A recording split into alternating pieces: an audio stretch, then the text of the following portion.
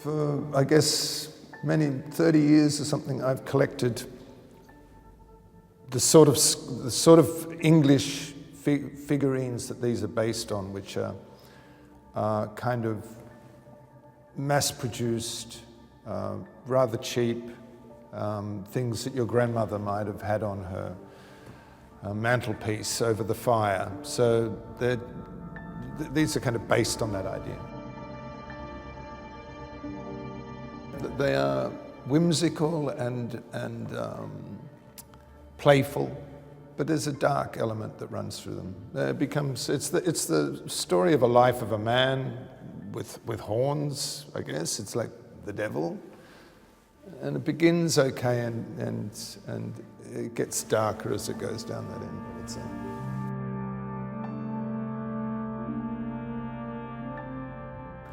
What did you find in clay that you might not have found in music? That it's not an abstract thing. You know, music is this mysterious thing that kind of vibrates in the air. In the nest there was a bird, the bird had a wing, the wing had a feather, spin the feather and sing the wind. This is something you pick up and hold and make with your hands. It's a visual thing. And I personally see the world rather than hear the world.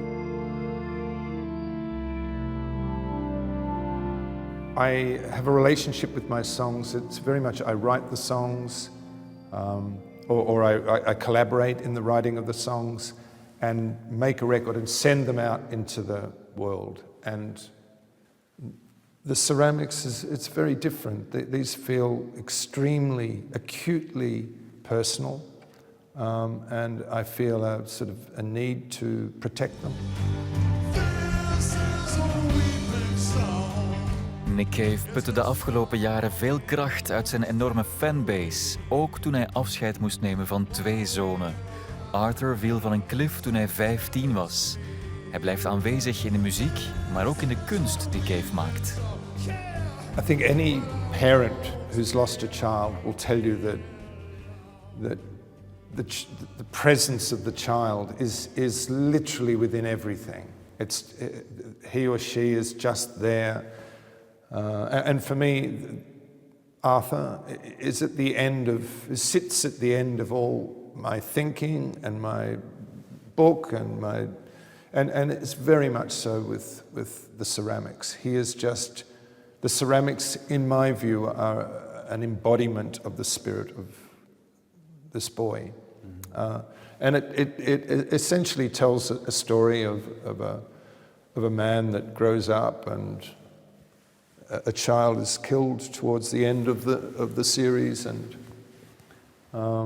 in the end, there is a child that there's forgives. a child that forgives the old devil at the end. Mm. Is that forgiveness important as well? Yeah, I think, well, it is. You know, I think forgiveness is a thing. Concepts of mercy, forgiveness is something we, as human beings, it's a fundamental thing that we need, and I think that we're on a deeper level, losing that capacity more and more. The idea that we are broken people, that we make mistakes, and that we can be forgiven for our mistakes.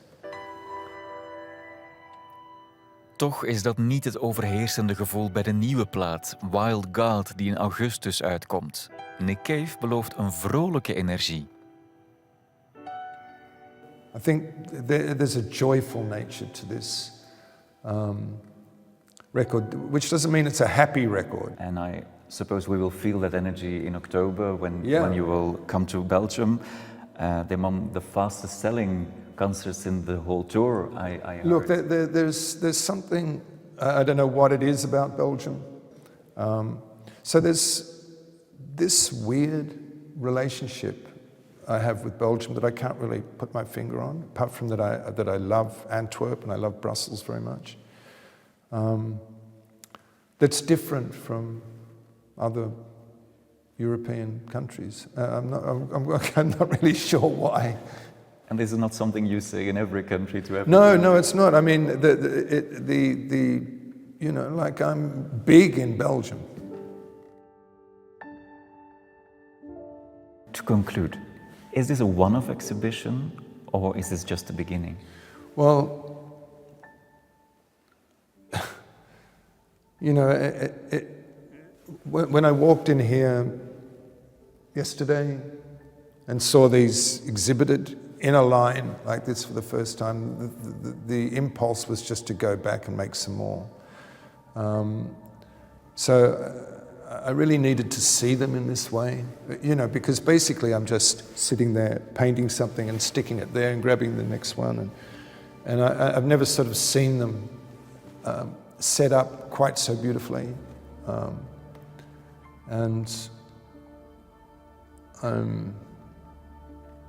know, the impulse is just to do more. So yeah, I hope so.